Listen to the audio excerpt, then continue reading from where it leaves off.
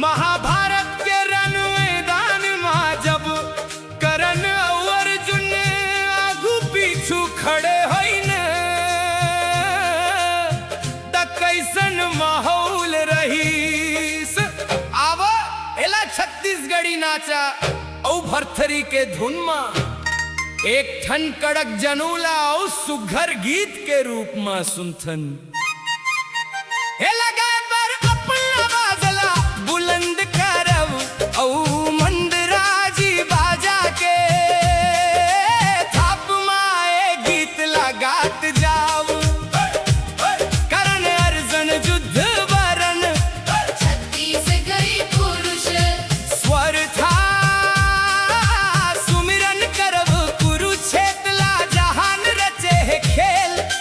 करण अर्जुन आगू आइन कैसन महात के लरे संग रे सन्मात के हो कुरुक्षेत्र के मुरुम्मा आज कैसन गजब गोहर मचे है।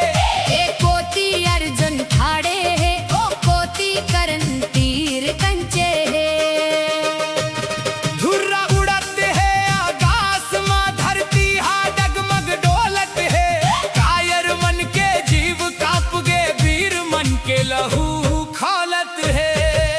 गांडीव के डोरीला अर्जुन हाथ खंचे टंकार ले आकाश फट गे।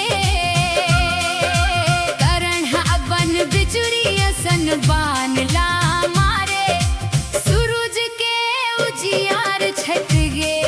अरे मारत है बान सटा सट कटत है मुड़ पटापट करण के बान जब छूट थे अर्जुन के रथ आ हिल जाते।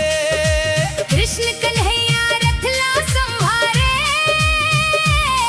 तब जाके परान बाच पाथे। अर्जुन हमारी से अगिन बान चारों कोती आगी बढ़ गे है करण हमारी से वरुण बान। पानी के बौछार पड़ गे। मारे वीर कैसन तगड़ा युद्ध मचे है।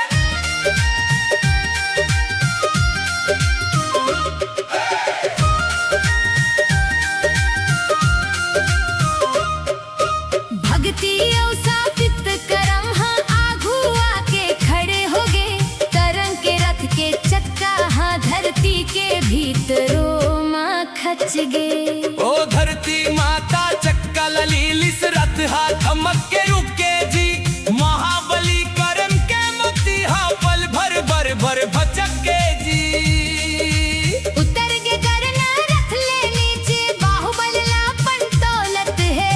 गुरु राजुरियो धन निचान मोरे ही बाटला बोलत है। विद्या लापन सुमिरत है पर विद्या हा बिसर गए है। परशुराम के शराप है आज आके पूरा भई गे है।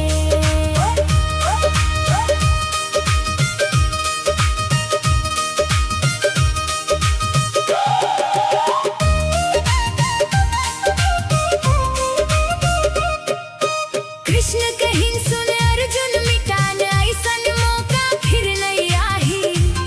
चला दे अपन अंजलि का बाना जे पाप के संहार हो जाही। अर्जुन हा बानला सभानिस गांडी मिले बिजुरी कड़क गे। छूट गे बाण सनसनाट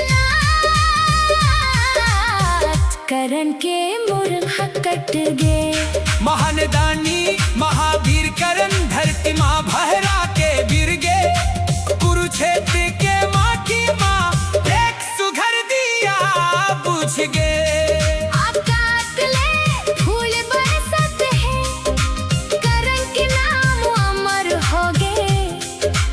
युद्ध के कहानी संगी आज पूरा खत्म हो गे रे।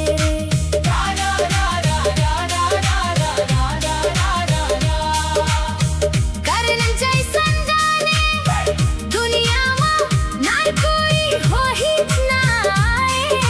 छत्तीसगढ़ के माटी माए जसला सब खोई गाए। जय बोलो कुरुक्षेत्र के, जय बोलो वीर मन के, रख ले हूँ चिन्हा संगी। ए युद्ध